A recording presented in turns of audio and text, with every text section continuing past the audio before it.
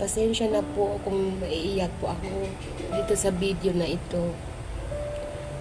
O pasensya dahil pinaiyak ko po kayo. Ramdam ko kasi kung gaano kahirap ang maging isang nanay. Lalo na kapag ang nanay nagtatrabaho sa malayo. Di po ba? Alam ko po yung feeling ng isang nanay kasi isa po rin akong nanay. Kaya sorry po kung ah,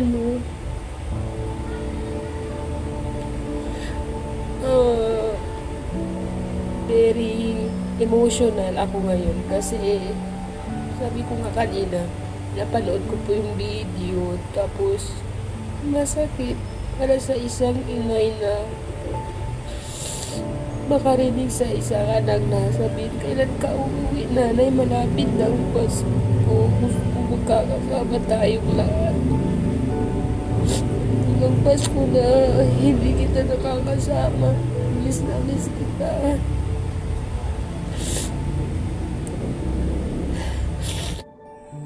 Hello guys! Welcome back to my YouTube channel, Mama Jo Dream Vlog.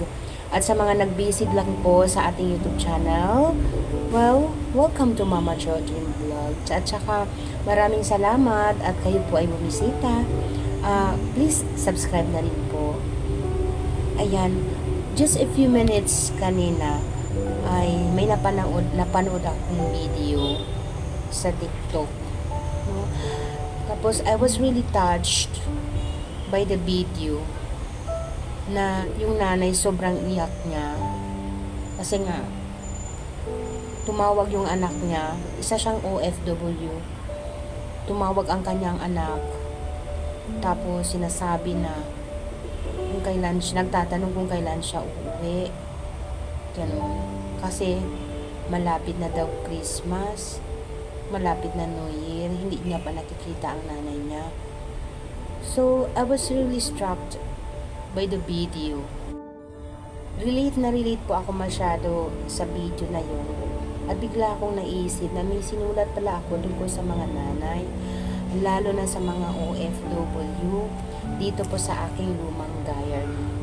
Itong, para sa kaalaman nyo po, itong diary ko po ay nandito po sa akin, bitbit ko po to everyday. I had this when it was 2011 and until now dala-dala ko to.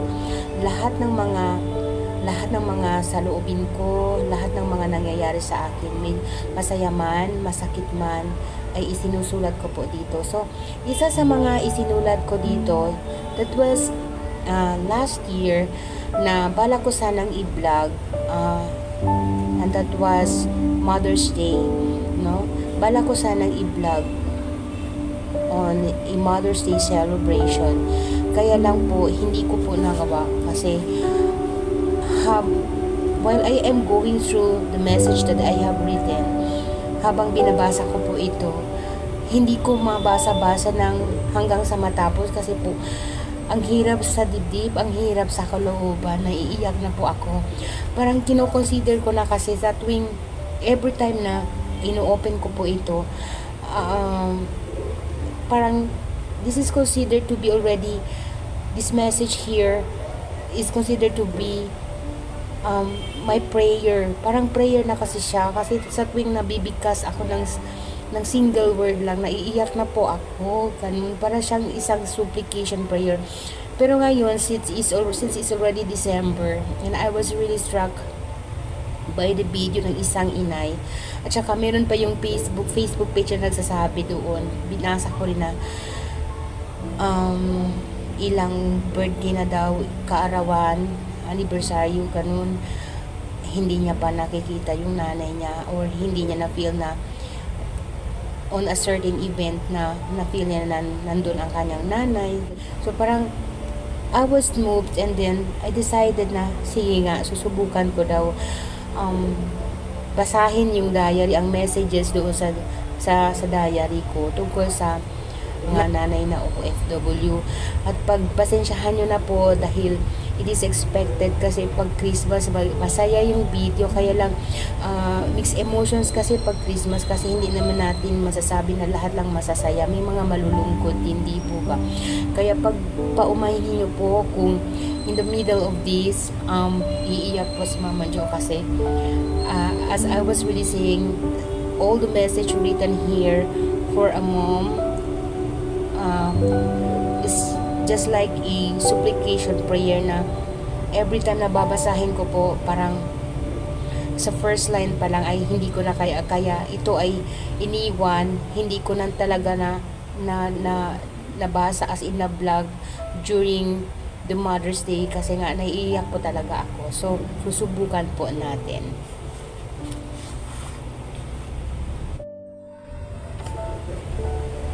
So, ito guys yung sinulat ko para sa mga nanay na OFW at saka sa mga anak na may nanay na OFW. Sa mga nanay na OFW, araw-araw ay ramdam ang matinding pangungulila sa mga taong hindi nila kasama ang kanilang pamilya. Upang kayo, mga anak, ay mabigyan ng magandang kinabukasan.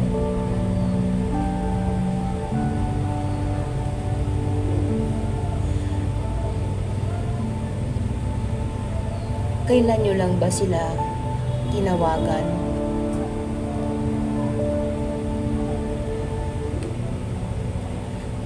Sa mga panahong gusto kanilang yakapin,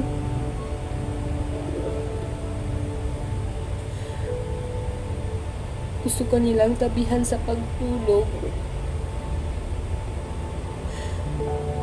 gusto kanilang ipagluto ng masarap na pagkain. Subalit ang mga ito, ginagawa nila sa ibang pamilya.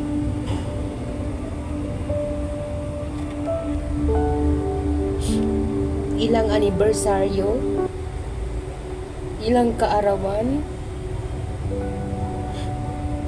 ilang Pasko na ba ang hindi niyo siya nakasama?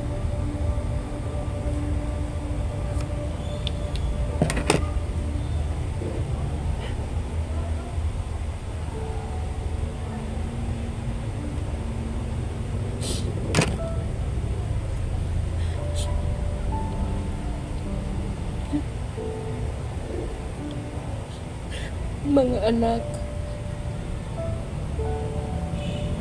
ang tangi nilang dalangin na sana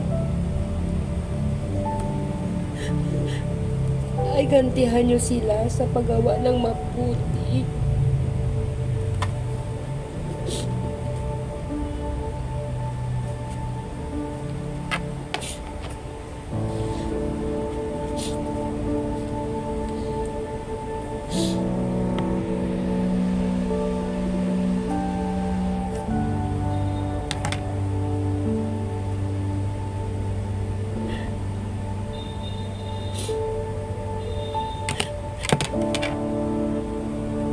Kaya sa mga nanay na OFW na nagpagkahirap sa ibang lugar na hindi nyo makasama ang mga anak ninyo, lalong-lalo na sa Pasko,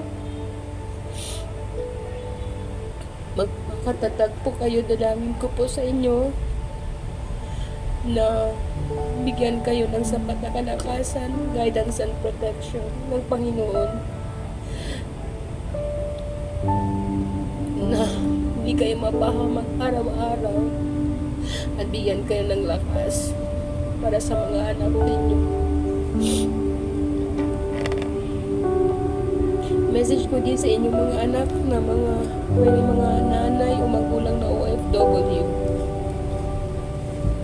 Magpakabait kayo.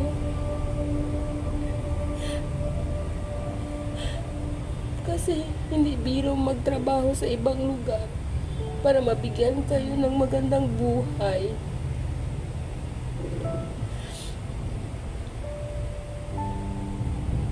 Gagantihan nyo ng mabuti ang mga nanay nyo o ang mga tatay nyo, ang mga magulang ninyo na nagtatrabaho sa ibang lugar. Kasi ang hirap talaga na mapalayo sa mga anak. mapalayo sa inyo para biglang kayo ng magandang kinabukasan.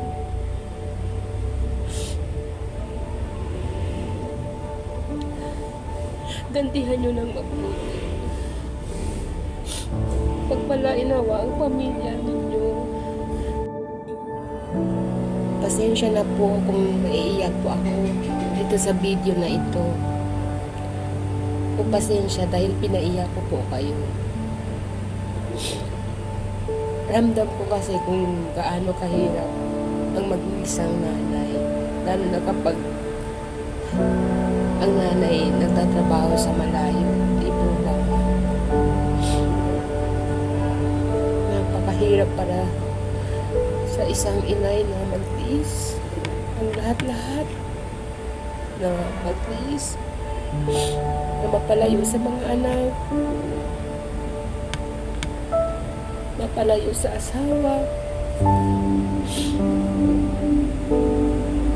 na sa bawat pagising ay na mangungulila sa mga pamilya nila na naiwan.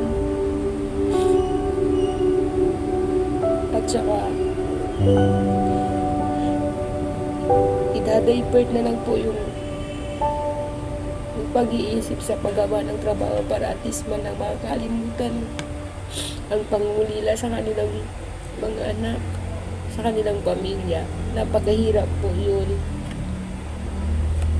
Alam ko po yung feeling ng isang nanay kasi isa po rin akong nanay. Kaya sorry po kung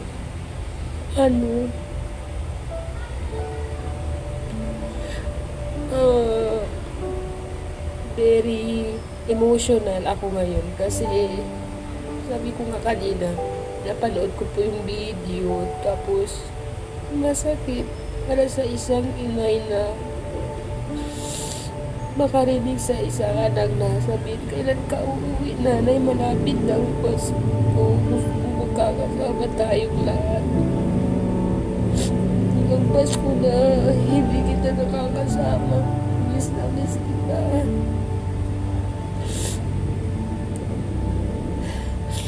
Kaya sa inyo mga nanay na natrabaho dyan, nag-OFW, saludo po ako sa inyo.